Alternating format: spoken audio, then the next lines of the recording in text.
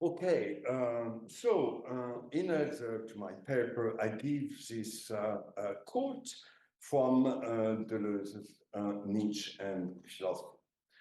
The authentic image of the philosopher does not survive the one who can embody it for a time, for his epoch. It must be taken up again, reanimated. It must find a new field of activity in the following epoch. If philosophy's critical task is not actively taken up in every epoch, philosophy dies, and with it die the images of the philosopher and the free man, l'homme libre. End of quote. So, one. The year is 1954. It is year zero or the old thing for any genealogical reconstruction, i.e. reconstruction of Deleuzian thought, since it delivers, in my view, its first heterogenesis in a review of Jean Hippolyte's Logique et Existence, Logic and Existence, published a year earlier in 1953. In the article on the book, soon to be described by Foucault as, quote, one of the great books of our time, and of course, nothing less than the principle of Deleuzian anti-Hegelianism is asserted in the form of, quote, an ontology of difference that would have not to go as far as contradiction, because contradiction would be less than difference, not more. And of course, another quote, is not contradiction only the phenomenal and anthropological aspect of difference, with a return effect on the renewal of ontology as a logic of sense. This is another quote, logic of sense, from this Deleuze review of Jean Hippolyte, Logic and Existence. So with a return effect on the renewal of ontology as a logic of sense, and the lifting of the anthropological mortgage that lies at the heart of Hippolyte's Hegel. Hippolyte, the anti-Kojève. It was also in 1954 that Deleuze gave his lecture on Bergson's conception of difference, in which he finished appropriating a front renversé, on a reversed front, the demonstration in Logique and Existence as it unfolds between empirical and ontological thought, between positivity, diversity, and negation, between external difference and internal or inner difference, between the human, all too human Bergsonian critique of the negative, Bergson's empirical conception, and the Hegelian dialectic, which, quote, deepens alterity into opposition and opposition into contradiction. And quote is, of course, from Hippolyte, Logic and Existence, i.e. Hegel's speculative conception versus contra Bergson's empirical conception. We read earlier in the chapter Empirical Negation and Speculative Negation in Logic and Existence that, quote, Hegel's originality lies in his refusal to accept the merely human explanation of negation found, for example, in Bergson. We cannot therefore, following Hippolyte, we cannot therefore accept the too often formulated criticism against Hegelianism that it neglects qualitative nuances in order to bury itself in opposition, the arbitrary translation of alterity into contradiction. So I'm of course using the English translation, yeah, of Logic and Existence. which is not extraordinary, but it's good enough to be properly read and used. So sometimes I just modify. Okay, but isn't it this exactly what Deleuze is going to do? It is as if Deleuze were to give Hippolyte his first child from behind, in the back, faire un enfant dans le dos, and Hippolyte was not very fond of the operation. Just a parenthesis. Alain Badiou recounts what seems to be more than an anecdote in his Panthéon philosophique. The scene takes place at the turn of the 1960s at the École Normale, of which Hippolyte was director. I quote Badiou. When I asked the students candidates for the aggregation to invite Deleuze, who had given a magnificent lecture on the Nouvelle Héloïse, Rousseau, at the Sorbonne, to come and give a lecture on Proust, Hippolyte replied, "No way, I don't like that man." A commentary from Badiou, he said it with an icy virulence that left us stunned. Why did this man, so equanimous, so conciliatory, come to make such a radical exception of Deleuze, to strike him with what looks very much like a curse, une malédiction? And Badiou concludes, I have no hypothesis on that. Okay, let's say that we have an hypothesis here. Okay, so I come back. Isn't this exactly what Deleuze is going to do?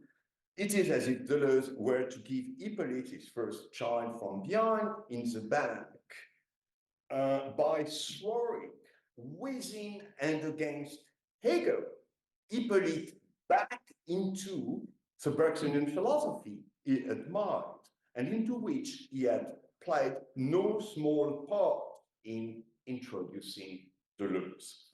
Yeah, Deleuze had attended Hippolyte's lectures on Bergson at the University of Strasbourg, and it was no one else than Hippolyte who opened the doors of the Association des Amis de Bergson to Deleuze.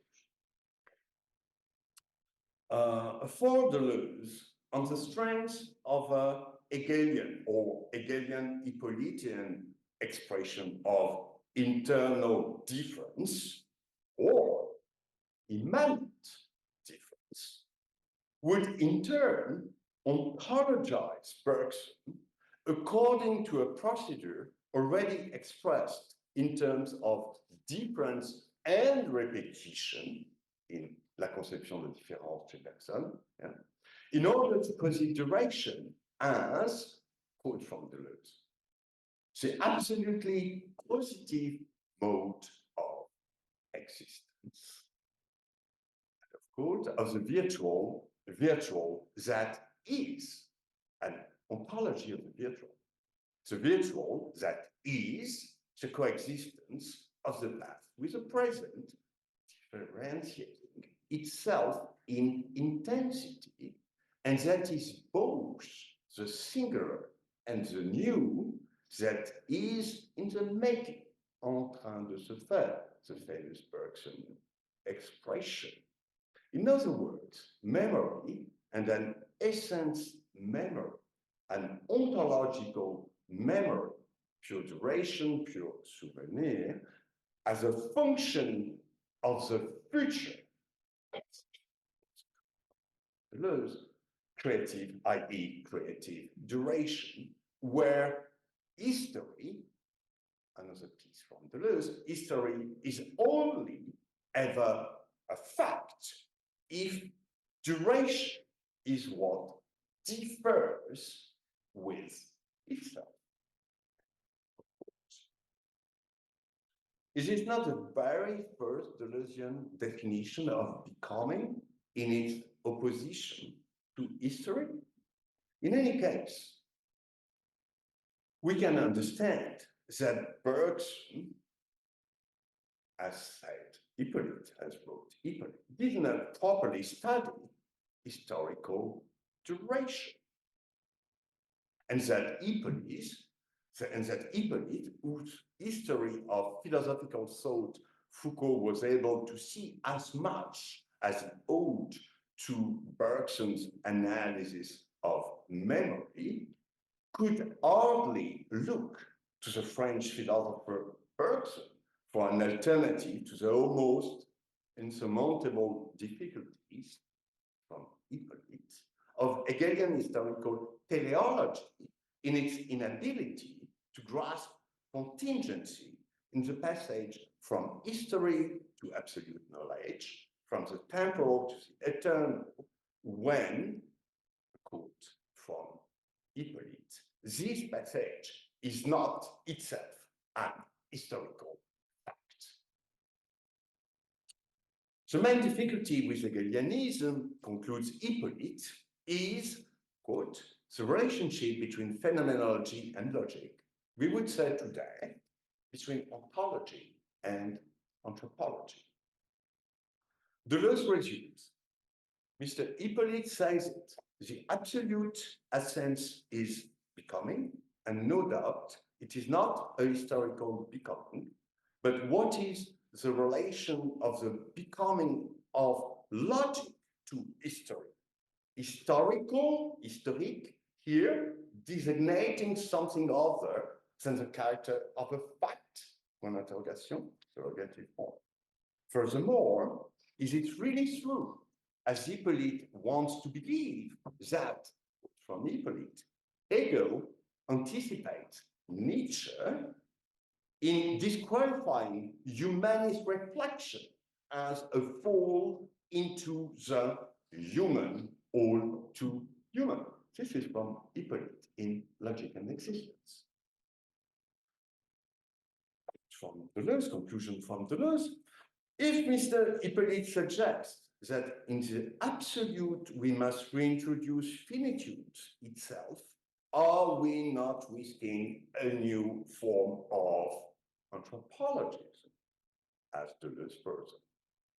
Deleuze, who we can imagine being absolutely reluctant to inscribe the logic of sense in being, Heidegger capital, and the complete immanence, l'immanence complète, it's another quote from Hippolyte in Logic and Existence, that results from it on the horizon of the Heideggerian turn, the Kehre of the Brief über den Humanismus, making man, these are still Hippolyte's formulas in Logic of the Existence, the house, la demeure. The English translation is just absurd. I don't remember what it is. But this is probably la demeure, the house. I don't know how we can translate it. Okay. Of the universal, of the logos, and of being. This could be the definition of a higher, superior, philosophical anthropology that preserves what is denied, conservant ce qui est nié, en bon français, by an Aufhebung, a sublation, that's right, English translation, that maintains the anthropological point of view in the way in which the discourse of being refers in Hegel through self-consciousness to thought, to knowledge, to the spirit that differentiates itself, and not without mediation, to being, to the being of difference that differentiates and posits the difference of nature as a nature that carries nonsense and non-philosophy right into the sense and philosophy of being. Bergson, Deleuze, knowing that the latter, Deleuze, takes his book on Bergsonism as an example of his method of enculage or immaculate conception. It is a well-known passage. I imagine myself going behind an archer's back and making him a child, which would be his and yet would be monstrous. This is, of course, a famous passage in Negotiations. Were it not for the Marxist coincidence of history, of the end of history, with a dialectical expression of the human essence in the proletariat, deconstructed at length by Hippolyte in the conclusion to Logic and Existence, and the putting back on its feet of the Hegelian system, i.e. Marx and Marxism as the last avatar of the dialectic, according to the Deleuzian formula of Nietzsche and philosophy, we cannot fail to make the connection with the denunciation of, quote from Hippolyte, the deception which consists in explaining nature by the logos and not the logos by nature. This is, of course, the Marxist critique of Hegelian philosophy that Hippolyte develops here, only to be contradicted Hegelianly by man. Remember that in difference and repetition, if being is difference, difference is defined as the being of the sensible. From there, we can see a deception in Hippolyte's assertion that, from Hippolyte, logic and existence, man exists insofar as is a philosopher. Except that this exceptionality of philosophy will be taken up again by Deleuze with Nietzsche and philosophy again. Okay, now, on the other hand, it's not the question of history reproduced once more on a reverse front, à front renversé.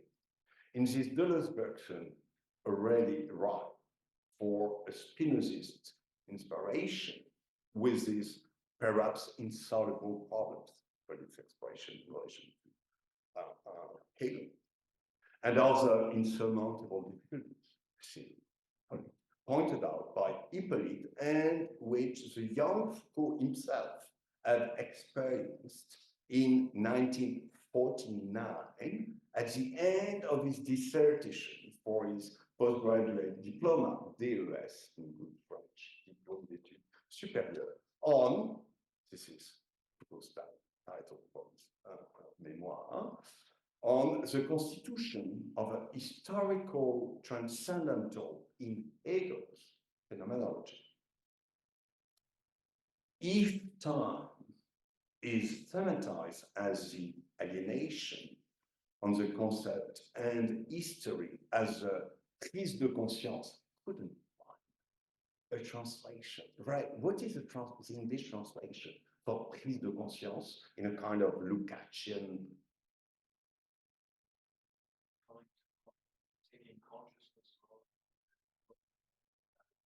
Yeah. It's funny because this is a kind of. I had no time to check which is the German, but anyway. Becoming. Yeah, I mean, you know, lingui dipole gives awareness, and I try to escape the awareness. But anyway, let's say prise de conscience. And yeah, this is okay. That's it. Sorry. If time is thematized as the alienation of the concept, and history as the prise de conscience of the spirit, history is no more than the eternal éternitaire revelation of the truth of absolute knowledge. This was Foucault's conclusion at the end of his memoir. Yeah. The dissertation was directed by Jean Hippolyte, who, along with Georges Candidian, had performed the same function with regard to Deleuze and his dissertation on Hume, which, as you know, in 1953, Hume la question de empirisme et subjectivité, empiricism and subjectivity. So in his dissertation on Hume, Deleuze denies subjectivity and essence other than practical.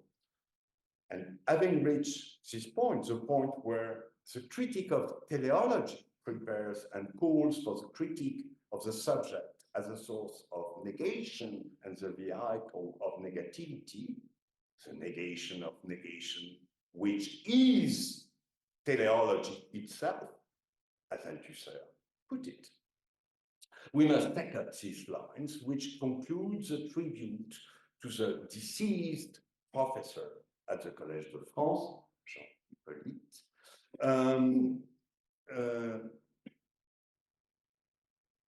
whom Foucault was to succeed in 1964. Curiously, this is a text from Foucault, which is not translated in English, and we are going to try to get it in the next CRNP volume. That may be the last one.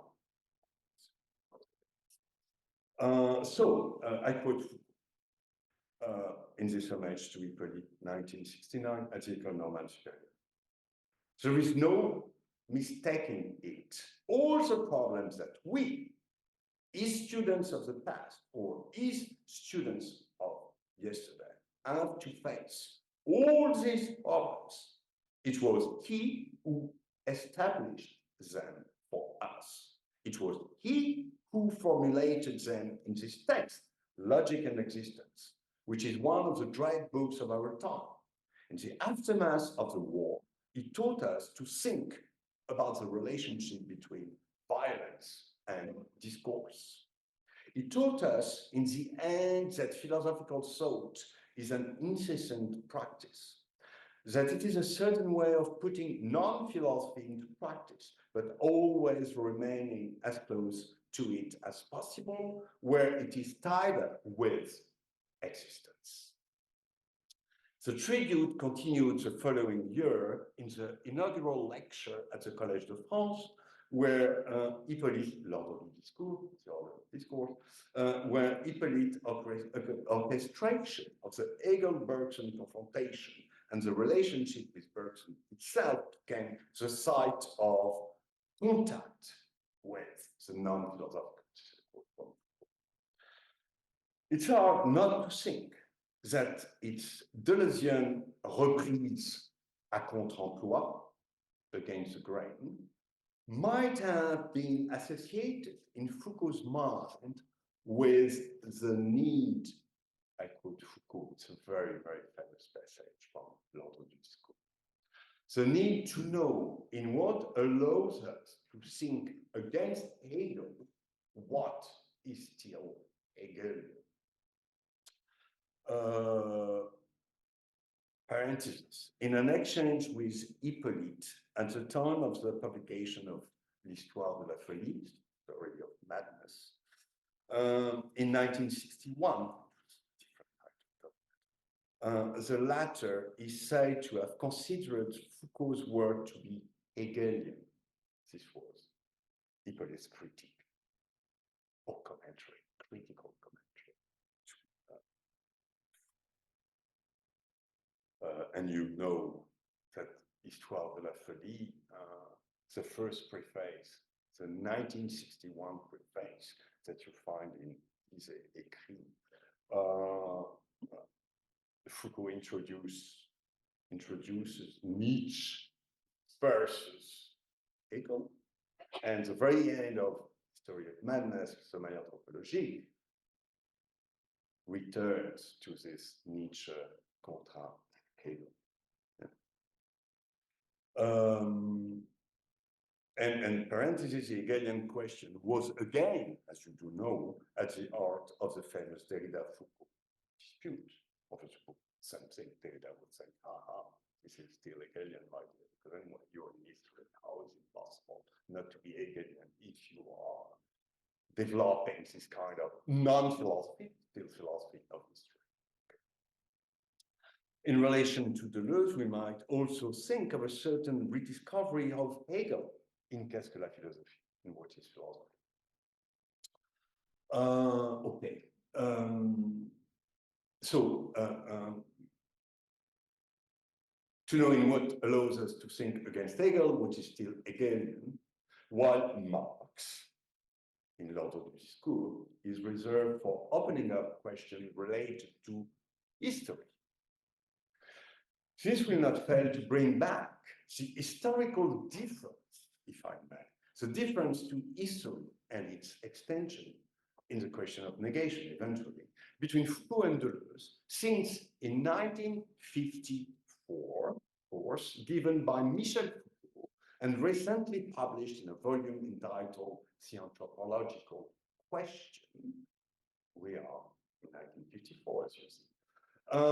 It was Marx and Marxism that first were breaking with Hegelian anthropologism, and doing so by putting an end to his own philosophical concepts, i.e. those of Marxism. In other words, starting with the concept of alienation because of its inevitable inadequacy to the historical phenomenon of real alienation, in order to affirm the end of all humanisms.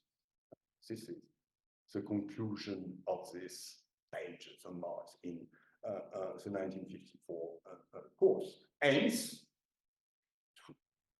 that the seriousness of Marxism is to be the tone of Marxist philosophy. A formula that anti-Oedipus would not have disowned with its queer Marxism, decidedly more Nietzschean than Spinozist or Bergson. In the margin of Foucault's manuscript of the 1954 course, we also read, underlined in the original, Marxism is neither a philosophy nor the end of philosophy. It is the most compelling summons to philosophize differently. In the 1954 lecture, it is not Marx. This Marx, who has already broken with all forms of Hegelianism and Hegelian Marxism, who will and can philosophize differently. It is Nietzsche. It is a Nietzschean act of philosophizing that Marx will have effectively introduced to.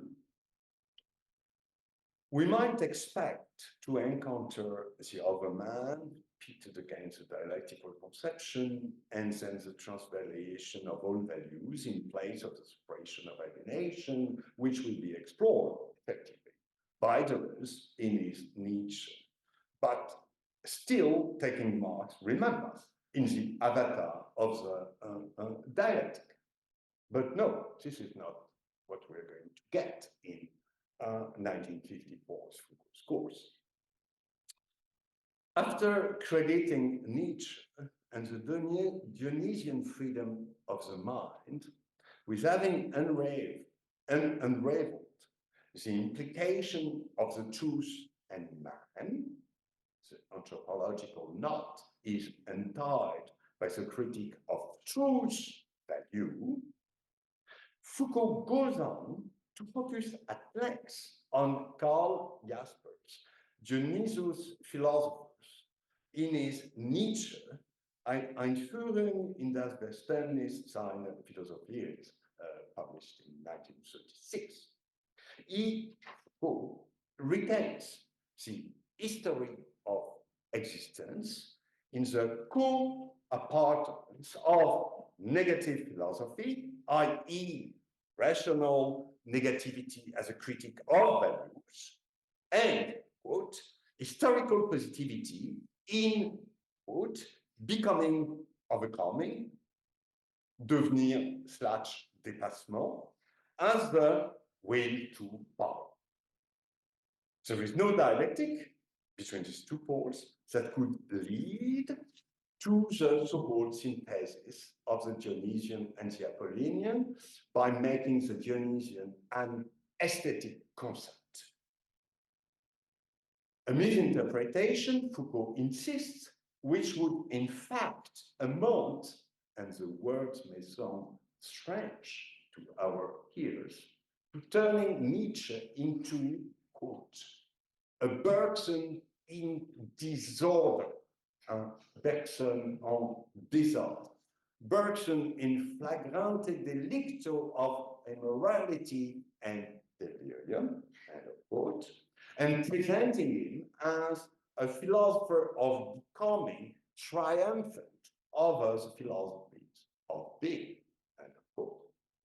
It should be noted that it is against through Jaspers that Foucault approaches Nietzsche's madness, I think was the time, as this historicity that he acquires, this is where Foucault gave a quote from Jaspers, by becoming one and the same with negativity.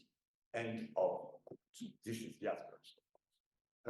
A negativity through which philosophy suppresses itself as philosophy by becoming non-philosophy.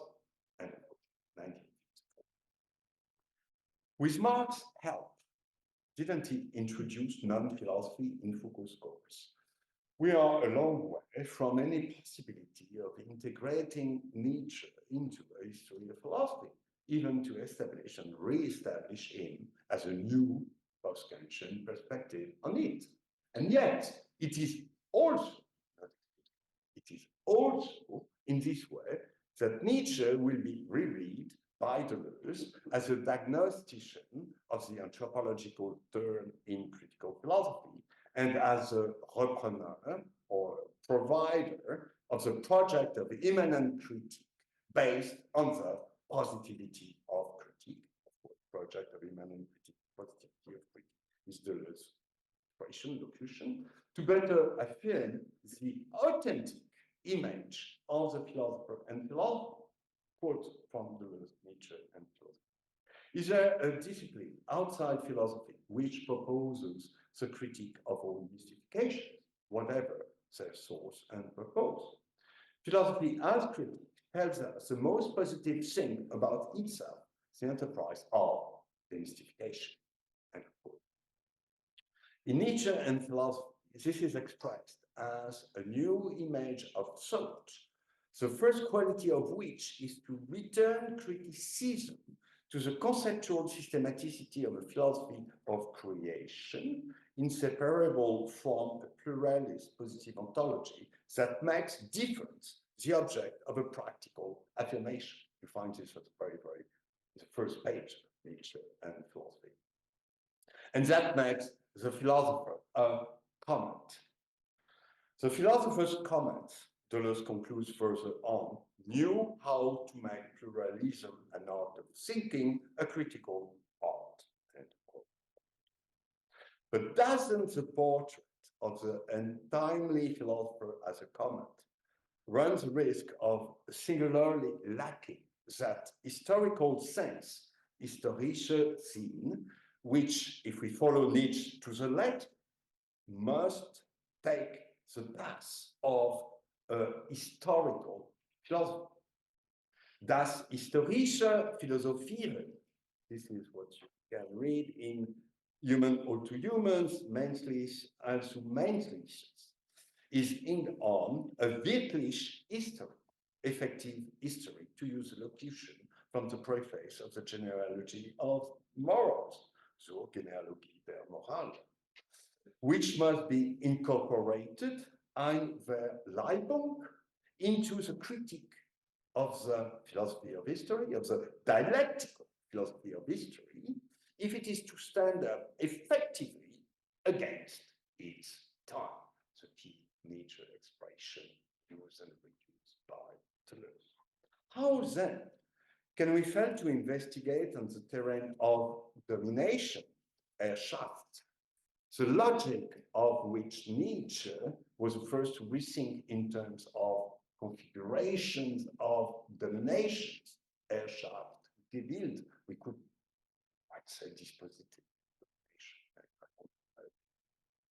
So why not how not to investigate the oppositions the real oppositions that bind and unbind the multiplicity of forces at play in order to appropriate each thing by imprinting its sense, its meaning on it. I quote Nietzsche. The history of a thing, we read in this very famous passage from the genealogy of morals, partly quoted and commented on by Deleuze in the very first page on War of Nietzsche philosophy.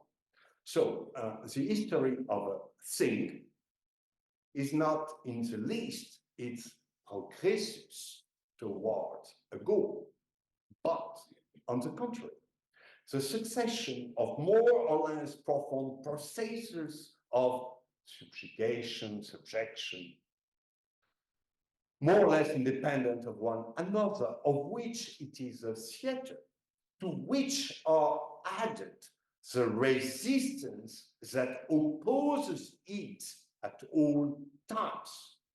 The attempts at mutations of form with the aim of defense and reaction, and also the results of successful counter-actions. End of quote. This is quote dissertation 2, paragraph 12. Sense, Deleuze explained, is therefore a complex notion, always enveloped in a plurality of senses. It is a complex of succession and coexistence that makes interpretation of this essential pluralism a properly philosophical art. And to tell the truth, pluralism, otherwise known as empiricism, is one with philosophy itself. Pluralism is a properly philosophical way of thinking invented by philosophy. End of quote.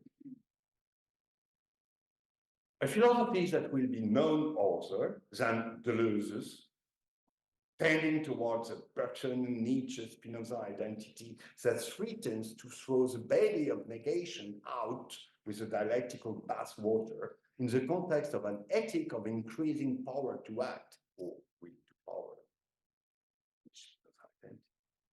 power. That confirms that from an ontological point of view, the negative does not exist. From an ontological point of view, the negative doesn't exist. This is a quote from a friend and comrade, Negri in Spinoza and Spinoza in 2010. And at this level, only the pluralist instance of the will to power is valid as, Deleuze, of course, the genetic element of force and the principle of the synthesis of forces. But, and I insist on this, but, the fact remains that the pluralism, empiricism identity, so classically posited by Deleuze, reminds us that the dialectic turns out to be the exact opposite of his Hegelian narrative.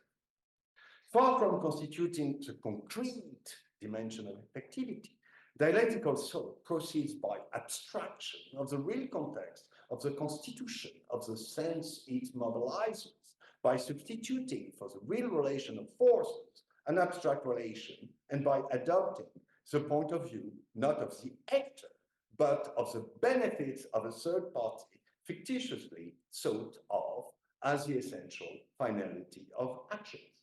With Deleuze, God, the objective spirit, humanity, culture, or even the proletariat. Hence, the importance of the Nietzschean question of the who. Deleuze, who appropriates, who reappropriates, what is reappropriating authority? And of the question to whom an action is useful or harmful, with the multiplication of dualism that it entails. Yes, these dualism, which are the enemy, but the completely necessary enemy, the piece of furniture that we never stop moving. That's, of course, Mille Plateau, a very famous quote passage in Mille Plateau puts it. The anti-Hegelian address of pluralism, recalled by Jean in a thesis on les philosophies pluralistes d'Angleterre et d'Amérique, so pluralist philosophies, in England and America, published in 1920, should come as no surprise. And his importance for Deleuze is well known, since, after all, Deleuze borrows from Le Malheur de la conscience dans la philosophie de Hegel, the NLP consciousness in the philosophy of Hegel, his analysis of this Hegelian NLP consciousness to relate it to Nietzsche's theories of bad conscience, mauvaise conscience. I quote Deleuze on the importance of Jean Val. This is in dialogue, yeah? Conversations, you know, Deleuze, Claire Palmer. This is 77, not mistaken. So Deleuze says, apart from Sartre, the most important philosopher in France was Jean Val. Val's thesis on pluralism is supported by a very Nietzschean passage that figures prominently in the conclusion of his book. I quote, "What attracts us to pluralism is his vision of a multiple and shifting world made up of wills in struggle, irreducible to each other. The negation of unity, the negation of the abstract, the negation of a lifeless eternity. Pluralism is the affirmation of negation." And from Jean. If the strategic dimension of this wills in struggle, ces volontés en lutte, soon explored by Foucault in a new genealogical relationship to history, is absent from Deleuze's Nietzsche, insofar as, quote from Deleuze, dialectics animates and controls history.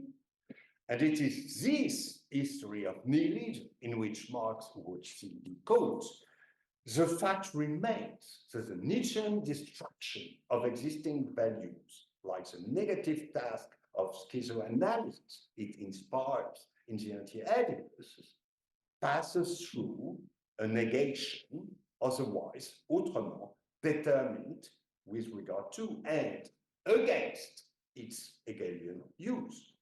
A negation determined to assert itself in its transvaluation against a dialectic that confuses affirmation with the positivity of the real, fabricated by the work of the negative. The negation of negation as abstract negation, reabsorbing the non-identity in the concept. We might think here of the Adorno critique, and Bray is going, I'm sure, to develop on this. It is in this sense that negation could be said, so no doubt, still too philosophically and even teleologically, such as the active self-destruction of the negative in the eternal return, or nihilism, defeated by itself, to be negation determined as a power to affirm, or, quote from Deleuze in Nietzsche and philosophy, the affirmation of negation itself. In the French edition, this is page 8. Sometimes people are accusing me to invent negation. That's actually all the Deleuzians that think that. One might object that the statement in its literalness represents a kind of apex in the Deleuzian code. And we would reply that Deleuze is led here to follow to the end the critical force of negation of the Nietzschean text, whose unique character and urgency he had early sensed. I quote what is undoubtedly the first reference Nietzsche in Deleuze publication. This is a book review of Breillet, Lavelle, and Le Seine, published in April 1955. if we go back to the origin of the philosophy of values, we can see that in Nietzsche, the theory remains surprisingly concrete and positive, explosive, precisely because it is never separated from a critique and a denunciation. Rather, the theory is this critique itself. There is a kind of Adornian resonance, which is quite amazing. Yeah? Okay, second part, very short. Through the Looking Glass. So this is the title, or for the second and conclusive part of my paper, no third part. One has to be divided in two. Since it seems that we have to go through the looking glass, or de l'autre côté du miroir, in French, to take up the question of negation in a radically non-dialectical perspective. The first point on which to rely is that in Deleuze's Nietzsche and philosophy, aggressiveness, not a very Spinozian quality, has to be one and the same with, I quote, the negative as a consequence of a power to affirm, end of quote, quite the opposite of the Hegelian necessity of putting two negations together to make an appearance of affirmation. Proof that in truth, as we have seen, quote, dialectics feeds on abstract oppositions. And of course, it is the opposition as mere appearance of abstractly considered symptoms, which in turn sheds light on the origin of dialectic inadequacies, namely, from Deleuze and philosophy, the ignorance of the who question in favor of middle terms, des termes moyens in French. Quoting Merleau-Ponty, this is said by Deleuze against the functionaries of the negative and the illusion of a negation concentrated in the working class. The transmutation of value then takes a singular turn. For we can only operate, that's quote from them, we can only operate the conversion of the negative into affirmation if the affirmation is inseparable from a negative preliminary condition and also from a negative forthcoming consequence. Separated from these negations, Deleuze explains, writes, the affirmation is nothing, powerless to affirm itself. And poor Hegelians, but also poor Deleuzians. Deleuze concludes, so it is not clear how this may really combine with a Spinozist total positivity he wants to affirm. I quote, Nietzsche opposed the famous positivity of the negative with his own discovery, the negativity of the positive, end of quote. In my understanding, it was this anti-Hegelianity that Foucault took up and largely developed until 1971, the Nietzsche genealogy history threshold. And he does so on the basis of his discovery in Bataille, see preface to Transgression, of, I quote Foucault, the non-positive affirmation. Could this be the being of difference? Of the yes, of oui, of contestation, le oui de la contestation, which, quoting Foucault, leave the ia of the donkey unheard. So this is what he looks for first and foremost in Deleuze's book, and which he combines with the refusal of Foucault of the negation that leads to contradiction in Nietzsche, Freud, Marx. The refusal, 1964, the refusal of reconciliation is specified against, quote Foucault, the whole game of negativity that dialectics has finally dissolved by giving it a positive meaning. Words have always been invented, Foucault, by the upper classes, the class dirigeante. Interpretations are violent because everything is already interpretation. That precedes the signs, quote, insofar as a sign is already an interpretation which does not give itself as such. This is how money functions in the first book of Capital. This is in Marx for Nietzsche, 1964. So, interpretation by the who set against the hermeneutics of origin in order to grasp, quote, the whole play of reactive forces that Deleuze has analyzed so well in his book on Nietzsche. And in order to be able to size violently, quote, an interpretation that is already there, which it must overturn, turn upside down, smash with a hammer, philosophy.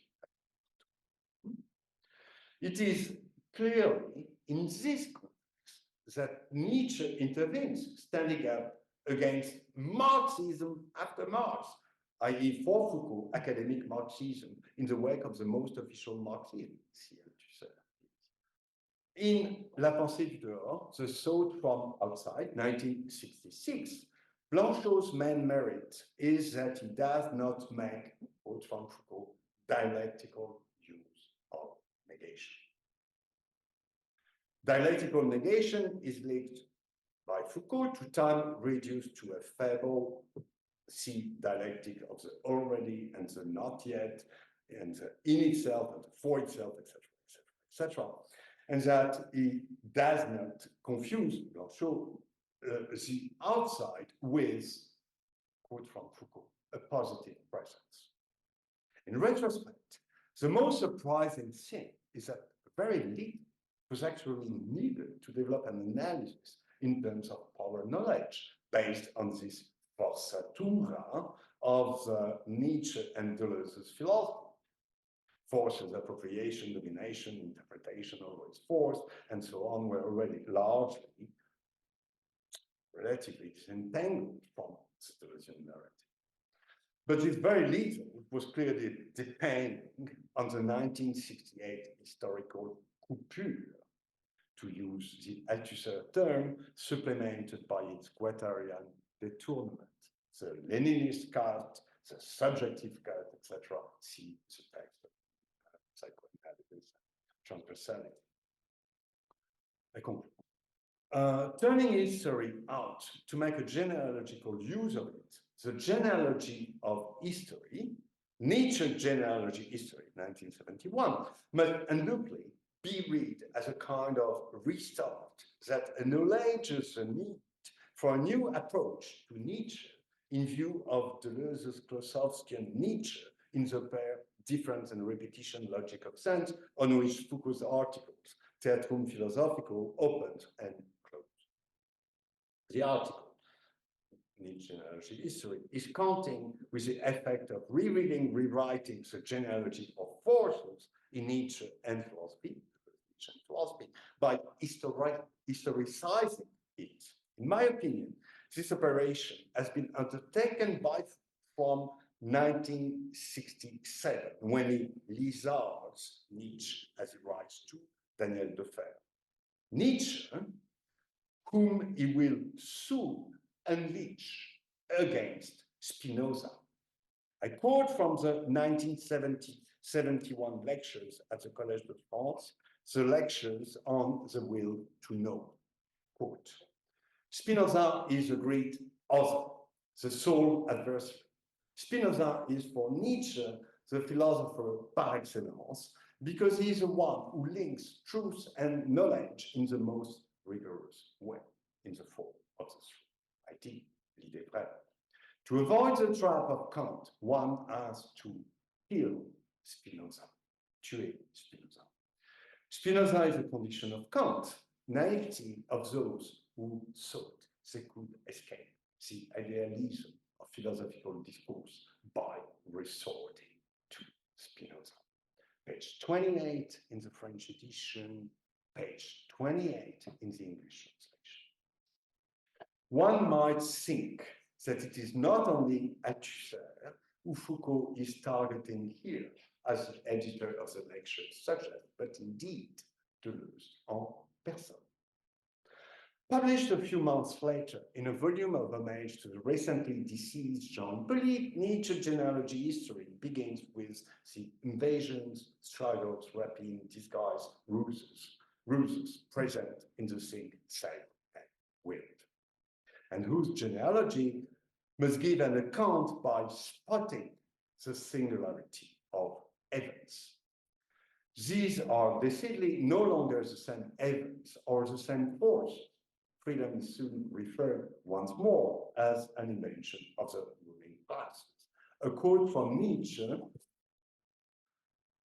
soon to be invested with all its Marxian references by Foucault, which seem to set the stage for La Société Punitive, Punitive Society, 1972, whose Nietzschean will be fully explicated in La Vérité et les formes juridiques, 1973, Truth and Juridical Forms, and developed in Il faut défendre la société, Society must be defended, 1976, but to ultimately abandon what he calls a Nietzschean hypothesis as critically shown and deconstructed, if I may, in Wars and Capital with Lazzaretto. Antonia kindly referred to. Moreover, the critique of origin in Nietzsche genealogy history is a means of affirming versus that, I quote, history with its intensities, its failures, its secret fury, its great feverish agitation, as well as its syncopation, is the very body of becoming. History is the very body of becoming. The difference between provenance, Herkunft, and origin, Ursprung, makes it possible to rediscover the thousands of events now lost. On the surface of history, whose anti-structuralist regime of accidental dispersion and proliferation is explored. The critical genealogy focuses on the question of emergence and Entstehung to re-establish the system of subjection, asservissement in French, in the hazardous interplay of domination. Indeed, co-emergence always occurs in a certain state of force, whose plan must be shown, the way in which they struggle against each other or the fight they wage in the face of adverse circumstances. It is therefore a place of confrontation, quote, but a place or a non-place where the adversaries are not equal and do not belong to the same space. It is a scene of the dominators and the dominated. The relationship of domination is not exactly a relationship, it is a war that knows how to place each of its acts of violence within a system of rules. I quote Foucault in Nietzsche genealogy history. It would be a mistake to believe, according to the traditional schema, that general war, exhausted by its own contradictions, ends up renouncing violence and agreeing to suppress itself in the laws of civil peace. End of quote. This is why the rule is what allows the play of domination, which escapes any kind of dialectic, any form of resolutive contradiction, to be relaunched and civil. But this is also why, a contrario, history will be effective insofar as it introduces the discontinuous into our very being. A formulation with a Benjaminian and Blochian resonance that is continued further on, quote, It is a question of making history a counter memory and of deploying in it, consequently, a completely different form of time, and if I may, of historical logic of sense. For effective history, for effective history makes the event resurface as a balance of power that is reversed, a power that is confiscated, a vocabulary that is taken up and turned against its users, a domination that weakens, relaxes, poisons itself, another that makes its interests masked as a chance of the struggle. Hence, forces always appear in the singular randomness of the event, coming in and from the struggles. There is undoubtedly something of the order of a full political rewriting of Deleuze in this anti-Platonic, anti-Hegelian, anti-philosophy of historical strategy. I would summarize this like this. If provenance and staying is strategic, strategy comes genealogically from this untimely historical rupture, whose only plan is a plan of imminence of civil war, with a whole plurality or pluralism of the class, sex, race dualisms. And to be broken, it is this very dualism that must be put to the test of eventualization à l'épreuve de l'événementialisation, Foucault keyword, of the multiple struggles within and against capital, dentro e contra, the operaismo motto. Nietzsche with Marx or Spinoza beyond Marx, not the same Marx, will mean for a time a completely different form of time. For a brief time, the 1968 years, the red years, war strategy versus ontology of the becoming. Then the biopolitical governmentality of norms will take over, relever, this critical moment in neoliberalism, analyzed in 1979 in The Birth of Biopolitics. But it is not neoliberalism, it's radical continuation of the very same social war from the early 70s. The technology of affect, of governmentality, will open space for the art of the self, asserting its right over an ethic endorsed by Foucault, thereby founding the Spinozian interpretation of Deleuze's book, 1986. And the late Foucault could retroactively and proactively become a kind of component of passage between Deleuze-Guattari's and Negre's common Spinozism of the production of subjectivity. The question being not at all, obviously, to deny, to negate the overvalue of this ethico-political production of desire, but to make it the affirmative agent or agency, agencement, of a new class destruction of capitalistic power, and not a generic power. Capital is definitively the enemy. Coming from our non-dialectical negations, so the ones that we'll be able to produce. Yeah?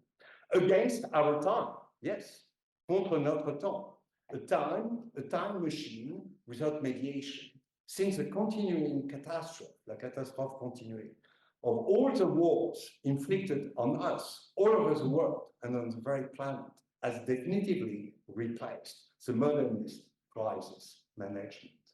Thank you very much.